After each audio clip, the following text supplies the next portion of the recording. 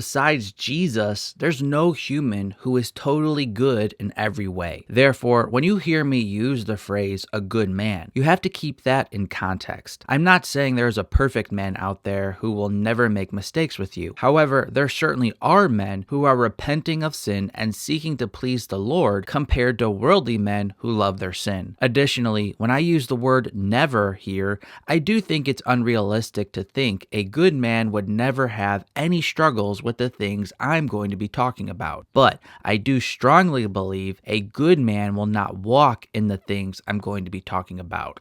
So try to think more about this man's ongoing behavior and character rather than a moment of weakness or immaturity that he then repents of. I'm saying a good man will never consistently and blatantly do these things. With that said, here are 5 things a good man will never do when he has feelings for you. And on a quick side note, if you want more information about my relationship training courses, feel free to click the link in the description of this video before the May 20th deadline. Number 1, when a good man has feelings for you, he won't play the God card and overcomplicate things at the beginning. Should a godly man be praying about who his wife will be? Yes. Should a godly man come up to you and proclaim that God told him that you are his future wife? No. Even if this man really does feel like God spoke to him about you, he will keep that to himself until you two reach a more mature place in your relationship. Otherwise, a statement about how God told him about you two being together is manipulative and immature. It will either lead you to date someone you don't know that well, because you are unwisely following this man's walk with God rather than your own, or it will instantly give you the creeps about a man who was otherwise likable and interesting to you. You both should be praying and following biblical wisdom, but we must always remember that God does warn us about following other people's false visions. Number 2, when a good man has feelings for you, he won't have a player's mentality. A player's mentality is when a man seeks to portray himself in any way he can that would influence you to like him. If he needs to lavish you with compliments, make you insecure with negative words, love bomb you, or disappear to make you desperate, whatever it takes, he will do it just so you will like him. However, when a godly man has feelings for a woman, his goal is not to win her at any cost. His goal will be to honor the Lord and express the truth. He will want to show this woman an accurate view of himself rather than wearing a mask so he can manipulate her into seeing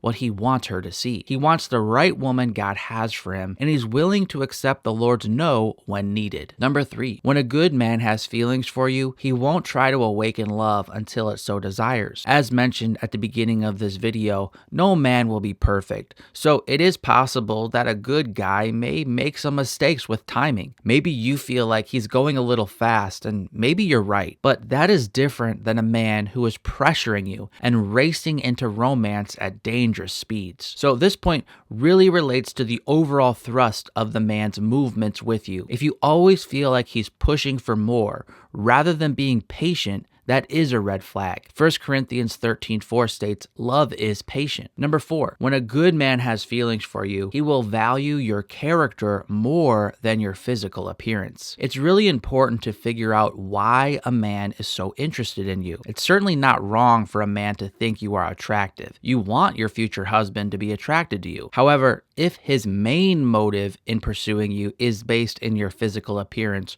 rather than your Christian character, that is an issue. A worldly man's first question is she attractive? He then assesses her character. A godly man, however, first starts with a woman's character. If she's not godly, it doesn't matter how attractive she is, he won't pursue her. A good man knows what Proverbs 31:30 states.